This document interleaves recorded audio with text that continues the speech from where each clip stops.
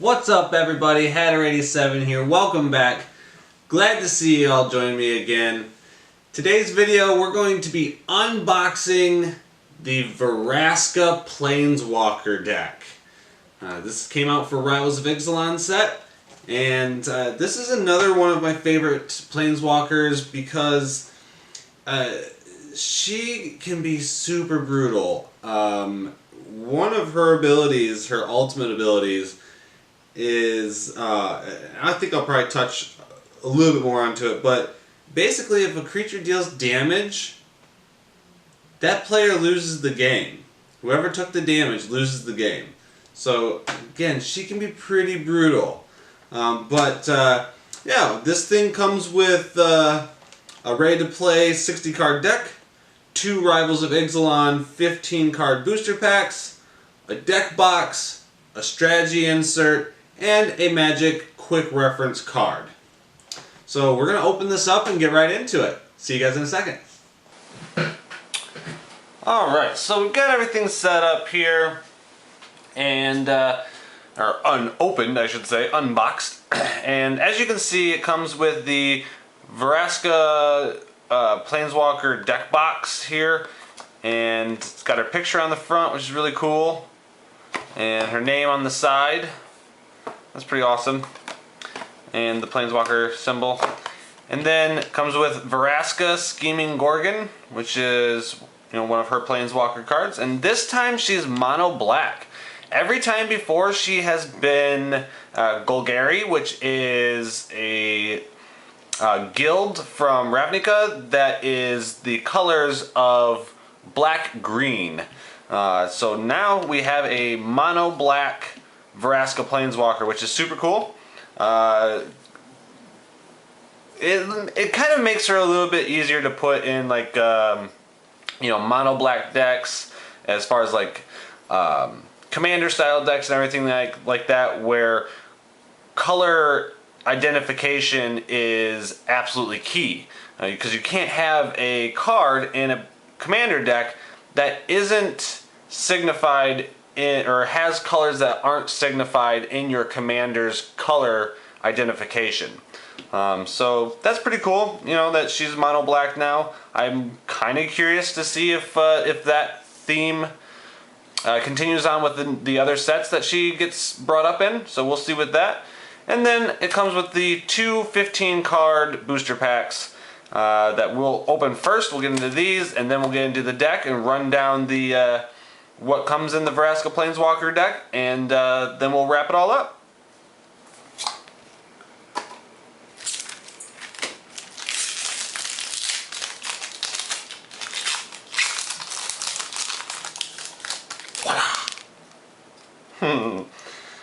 Alright, so I'm just going to skip right into the uncommons and the rare.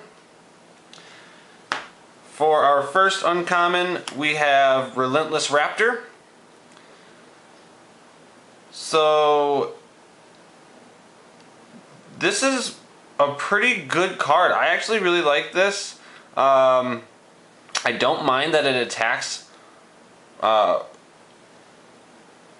blocks each combat if able. I really don't mind that at all, especially because it's a 3/3 vigilance, so it doesn't tap to attack.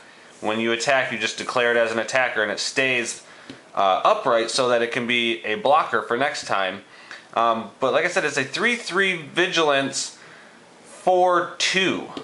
So that's really cool. I like that a lot. The fact that it has to attack or block each combat if able is a little bit of a drawback, but it's still not bad. It's early game, and that's nice. Next we have Oathsworn Vampire. It's a 2/2 for 2. Oathsworn Vampire enters the battlefield tapped. You may cast Oathsworn Vampire from your graveyard if you gained life this turn. So this is something that's probably going to be in a lot of lifelink and life gaining strategy decks.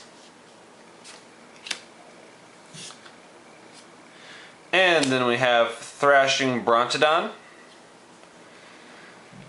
It's a 3/4 for 3, and you can pay 1 and sacrifice it to destroy target artifact or enchantment. Again, that's a great value card. You're getting a 3/4, so it's got a nice bud on it. 4/3, and you pay 1 to sack it and destroy a target artifact or enchantment. So that's value. That is value through and through. I like that a lot. And for our rare, we got the mythic rare Azor's Gateway, or Azor's Gateway, however you want to pronounce it. So Azor's Gateway is an legendary artifact, 2-drop, pay 1, tap it, draw a card, then exile a card from your hand. If cards with 5 or more different converted mana costs are exiled with Azor's Gateway, you gain 5 life.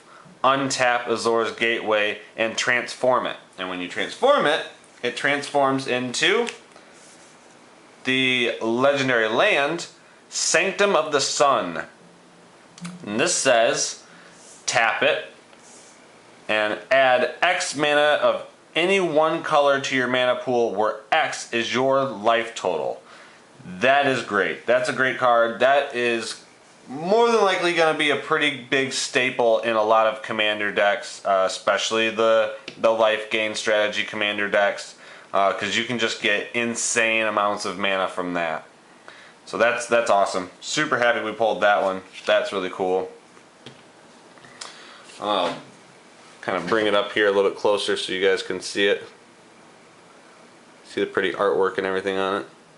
That is another thing, like Magic the Gathering cards have come so far from the last time, you know, from early sets. Like, they have such beautiful artwork on them now. It's just crazy good artists that are doing the artwork for this, and it just blows me away, and I love it. I use a lot of these cards for reference material when I do my artwork and stuff, because it's just so beautiful and so good.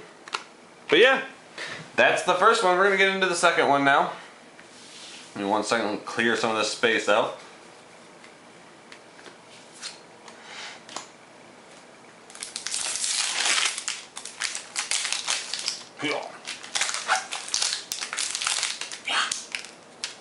And again, we're just going to jump right into the uncommons here. And then the rare. So our first uncommon is Stormfleet Swashbuckler. It's a 2/2 for 2 with Ascend. And if you guys watched my other unboxing video, the Angrath's Angry Pirate Box unboxing video, you will know what Ascend is. But for those of you who didn't, I'll run it over real quick. So Ascend is a permanent that you get if you control 10 or more permanents. You get the City's Blessing for the rest of the game. So the City's Blessing is the permanent, and it is displayed with a little token card, kind of similar to this, but only it's not a treasure, it's the City's Blessing. And that doesn't go away. You have that for the rest of the game after that. Once you have 10 permanents and you have this on the battlefield, it triggers, you get the City's Blessing, and even if all your other permanents go away, the City's Blessing does not. So that's super cool. And it says Stormfleet Swashbuckler has double strike as long as you have the City's Blessing. And if you guys have watched the other videos, I ran down kind of what double strike is, but for those of you who haven't, double strike means it deals first strike and regular combat damage. So if I was to attack with this, have the City's Blessing, it's going to deal 2 damage before any other damage is calculated, and then it'll deal 2 more damage as normal damage calculation settles. So yeah, that's pretty cool. And another Relentless Raptor.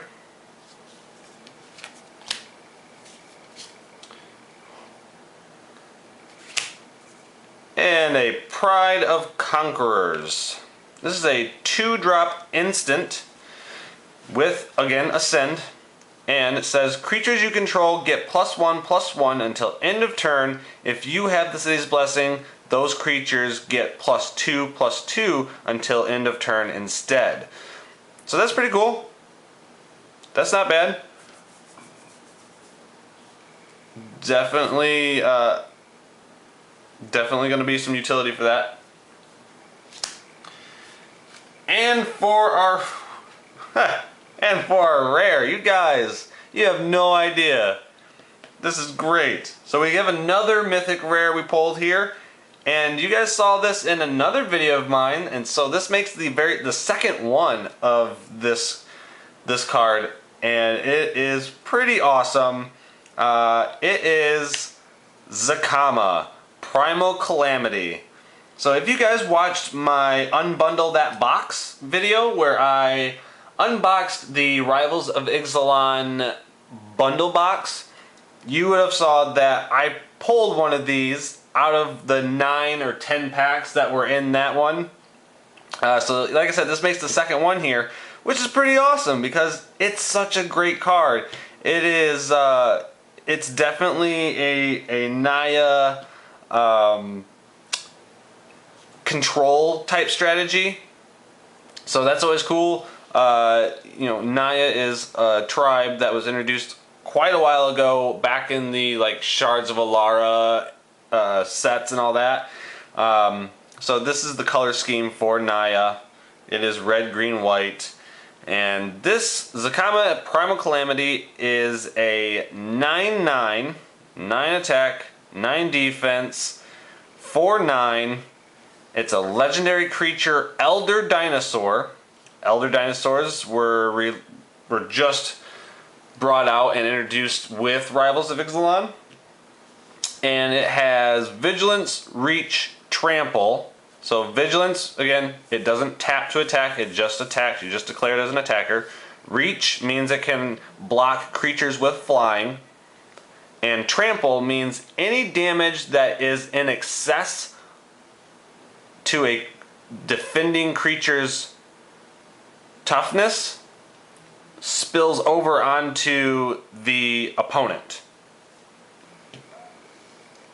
And this says, when Zakama Primal Calamity enters the battlefield, if you cast it, untap all lands you control. Again, that's great. It's super good. It's value, value, value. And then its 3 mana abilities here is pay 2 and 1. Zakama deals 3 damage to target creature. Pay 2 in green, destroy target artifact or enchantment, and pay 2 and white, you gain 3 life. So Zakama's great. It's going to be in a lot of EDH decks.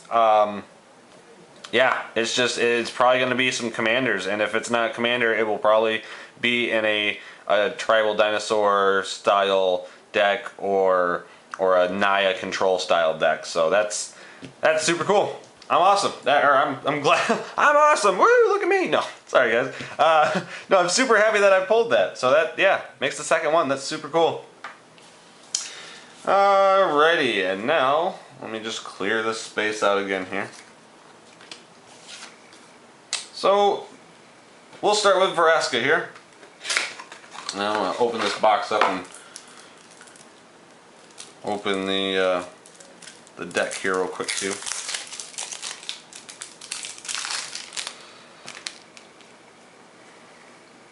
So Vraska, the scheming Gorgon, is a legendary planeswalker. Vraska. She is a 6-drop and starts with 5 loyalty and has a +2 loyalty ability, a -3 loyalty ability, and her ultimate -10 loyalty ability. The +2 is creatures you control get +1/+0 until end of turn. Her -3 ability is destroy target creature, and her -10 ability is, like I said before, until end of turn, creatures you control gain death touch, and whenever this creature deals damage to an opponent, that player loses the game. So like I said, she can be brutal. Yeah, it takes a little bit to get her up there, but not real long. You know, she comes in with 5 and she +2s each time. So it's only going to take 3 turns of her being out and doing her +2 for her to get up to the 11, and then the turn after that you're able to neg 10 and still have her at 1 loyalty so she's not dead. That's great. And I'll kind of zoom her in. Oop, there we go. Zoom her in here. And she's foiled, which is awesome. Everybody likes foiled cards because they're pretty. But yeah, she's super cool. She's a badass Gorgon pirate. She's sweet. Alright, now we're going to get right into the deck here. So it starts out with Champion of Dusk. This is a 4/4 for 5 vampire knight creature that says when Champion of Dusk enters the battlefield, you draw X cards and you lose X life, where X is the number of vampires you control. So a lot of people are going to read this and be like, really? Like, that doesn't sound good. Like, yeah, it's card advantage, but I'm losing life too. Well, again, this is going to be kind of one of those cards that's in a life gain strategy. Could be paired with like a Sanguine Bond and Exquisite Blood infinite combo. I'm sure there's other combos out there, but that's kind of my favorite life gain strategy or infinite combo strategy. It's in my commander life gain strategy. That's the Ghost Daddy. It's Ghost Council of Orzhov, or Orzhov Ghost Council. And yeah, so it's something where you're not really, you're probably not going to be really that distraught over losing, some life, because you're going to be getting it back and you're getting the card advantage. So it's really not all that bad. And then next we have 2 Vraska's Scorn. And this is a 4-drop sorcery. Target opponent loses 4 life. You may search your library and or graveyard for a card named Vraska Scheming Gorgon, reveal it, and put it into your hand. If you search your library this way, shuffle it. Pretty self-explanatory, but again, it's pretty cool. It's got Vraska on there, giving a glare into her cutlass, which is sweet. And then we have Paladin of Atonement.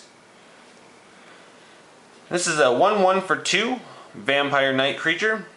At the beginning of each upkeep, if you lost life last turn, put a +1/+1 counter on Paladin of Atonement. When Paladin of Atonement dies, you gain life equal to its toughness.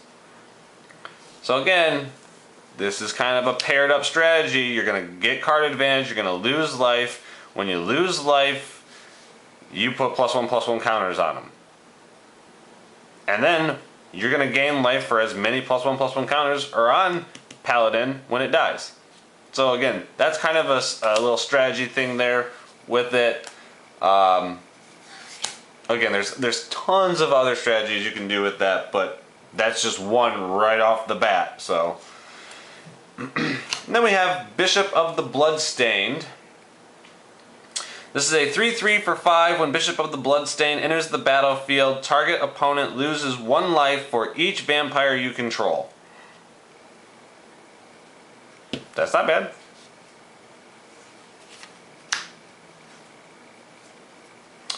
Then we have Deathless Ancient, 4/4 for 6 with flying.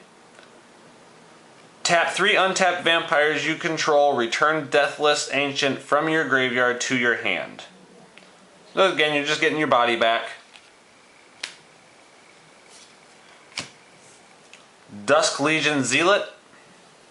This is a 1/1 for 2. When Dusk Legion Zealot enters the battlefield, you draw a card and lose 1 life.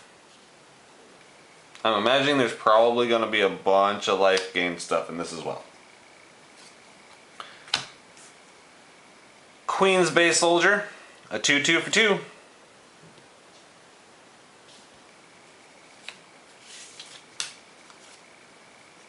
As a matter of fact, there's two of those, it looks like here. That's kind of what it looks like. Yeah. So 2 of those. Sky March Bloodletter. A 2/2 for 3 with flying. When Sky March Bloodletter enters the battlefield, target opponent loses 1 life and you gain 1 life.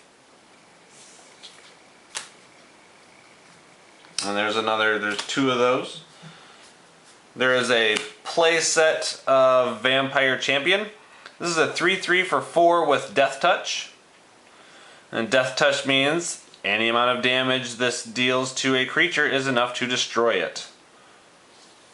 That's cool. I dig it. There's a Vicious Conquistador. 1/2 for 1. Whenever Vicious Conquistador attacks, each opponent loses 1 life.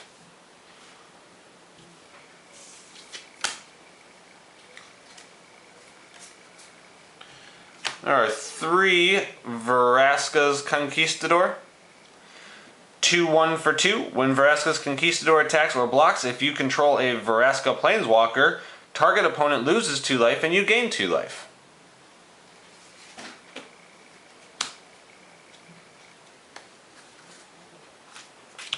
There's an Exultant Sky Marcher. 2/3 for 3 with flying.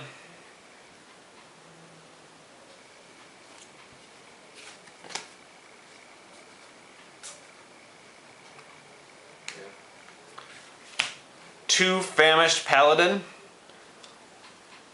3/3 for 2. Famished and Paladin doesn't untap during your untap step. Whenever you gain life, untap Famished Paladin. So again, in a strategy like this, or a life gain strategy, it's just not a bad card at all. It's actually really pretty good because you're going to be gaining life, and it's a 3/3 for 2. So that's awesome.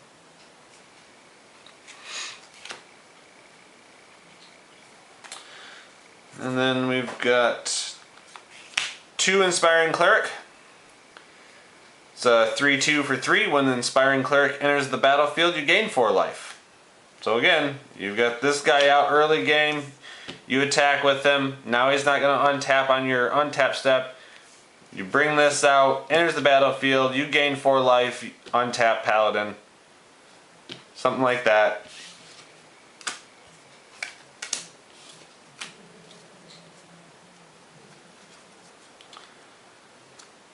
Two Skyblade of the Legion. So 1/3 for 2 with flying. Evasion is always nice. And a Legion Lieutenant.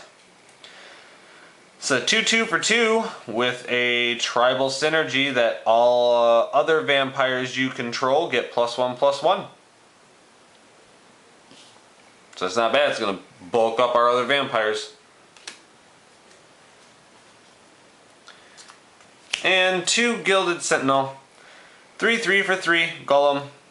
Again, to me these are filler cards, but I'm sure there's some utility to them in some way, shape, or form.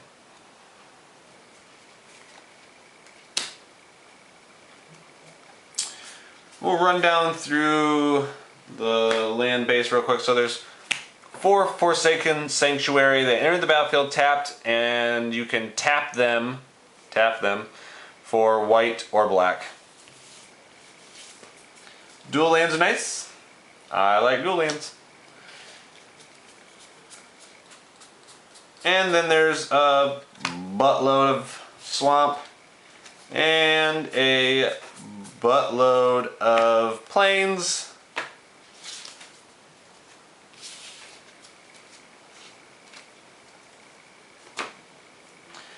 And to finish it up, there's going to be 2 Moment of Cravings. It's a 2-drop instant. Target creature gets -2/-2 until end of turn, and you gain 2 life. So again, this is kind of one of those things where you could essentially, let me find, where's this at? Okay, here we go, Famished Paladin. So you have Famished Paladin out on turn 2. It's a 3/3, doesn't have haste. Turn 3, now the Summoning Sickness is gone, and you pull, or you draw, Moment of Craving. Moment of Craving is now in hand. So, move to combat, swing and attack with a 3/3. Let's say they've got a 2/4 blocker. So, they block with the 2/4. This deals 3 damage to the 4 toughness of the blocking creature, bringing their toughness down to 1, so it's not dead. And now this one untap. But then you go instant speed, cast Moment of Craving, and you go -2/-2 to the blocking creature, killing that creature, and then you gain 2 life, so then you get to untap Paladin and have him as a blocker for next turn. So that's a great way. That's a nice little strategy there. Things like that are always something you want to make sure that you're looking into and always keeping in the back of your head when you are playing these games.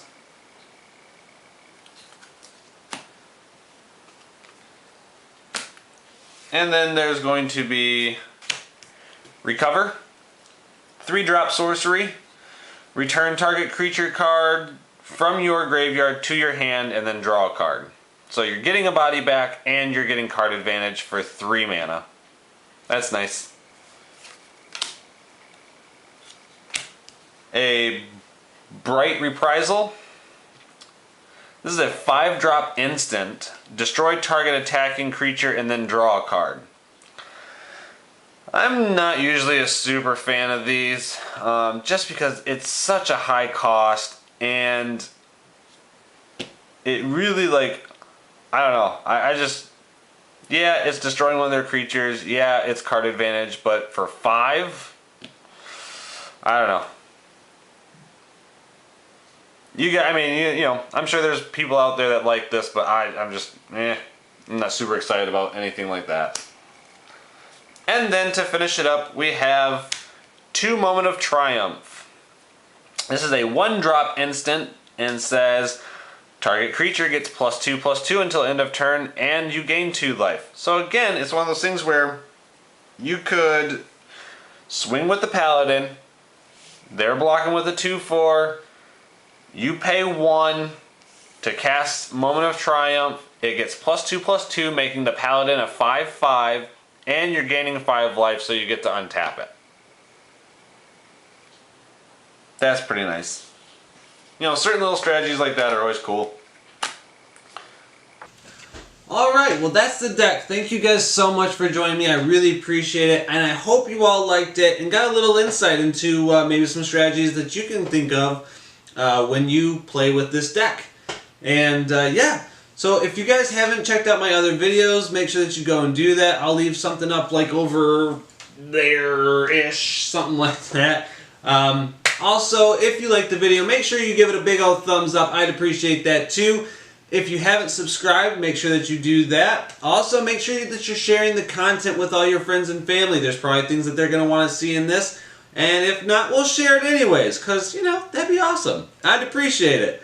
Anyways, thank you guys so much for joining me today. I really appreciate it. Peace, y'all.